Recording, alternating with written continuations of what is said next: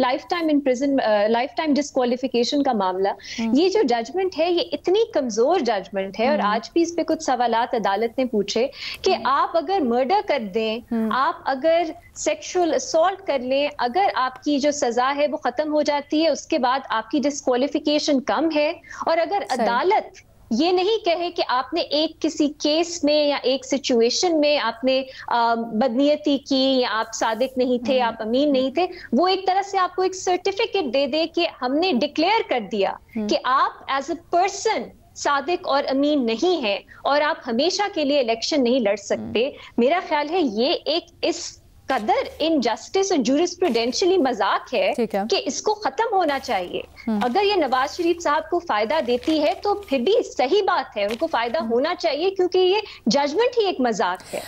अब इसको कंपेयर करना कि नहीं हम तब तक इसको नहीं सेलिब्रेट करेंगे जब तक बाकी चीजें भी दुरुस्त नहीं होंगी, इससे मेरी डिसएग्रीमेंट है। और पार्टी आपने पहले भी वाज़ेह कर दिया, उसमें भी मेरा ख्याल है, मैं आपको और मिसालें और एग्जांपल्स दे रही हूँ, क्योंकि हम ये सुनते हैं, ये हमारे डिस्कोर्स का हिस्सा बन गया है कि हम ये जो रेफरेंस है ये भी एक मजाक है, क्योंकि इस वक्त जो हो रहा है उसको प्रायोरिटाइज करना चाहिए। तो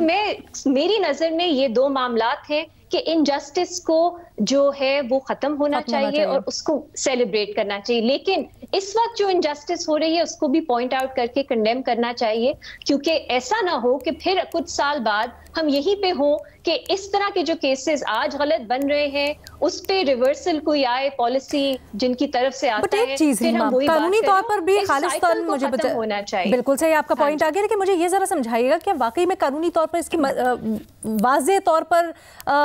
वजाहत होना ज़रूरी है, क्योंकि जब तरमीम हो गई इलेक्शंस एक्ट में तो उसके बाद ये तो सारी रुकावटें दूर नहीं हो जाती। अब ये एक दिलचस्प सवाल है, क्योंकि ये ह्यूमन राइट्स का मामला है और इलेक्शन लड़ना मेरा ख्याल है एक शख्स का एक तरह से फंडामेंटल राइट है। तो मेरा तो ख्याल है ये अच्छा आज पॉइंट रेज हुआ कि क्योंकि अभी तक ये अमेंडमेंट चैलेंज नहीं हुई तो ये इन फोर्स है, लेकिन एक एम्बिग्विटी तो है क्योंकि कल को ये चैलेंज हो सकती है। तो बेहतर है कि अदालत फैसला कर ले कि इस वक्त क्या सिचुएशन है लीगल, क्योंकि ये भी दुरुस्त है कि सुप्रीम कोर्ट ने एक कॉन्स्टिट्यूशनल प्रोविजन 62(1)(f) की इंटरप्रिटेशन में कहा था कि ये फॉर लाइफ होगी। और मैं आज फिर से वो जजमेंट पढ़ रही थी, मुझे हैरत हुई कि उस वक्त जो अटॉर्नी जनरल साहब थे, अख्तर औसाफ साहब थे मेरा ख्याल है, उन्होंने भी बहुत ही माइल्ड पोजीशन ली कोर्ट में, और उन्होंने भी यही कहा जजमेंट में जो रिप्रोड्यूस हुआ है कि जब तक डिक्लेरेशन रहती है डिसऑनेस्टी की तो डिस्क्वालिफिकेशन रहेगी। तो मुझे हैरत हुई कि उस वक्त क्या कोर्ट में मामला चल रहे थे, इस पे उस तरह की स्ट्रॉन्ग पोजीशन क्यों नहीं ली गई एट दैट टाइम, क्योंकि ये बहुत ही एक कमजोर फैसला है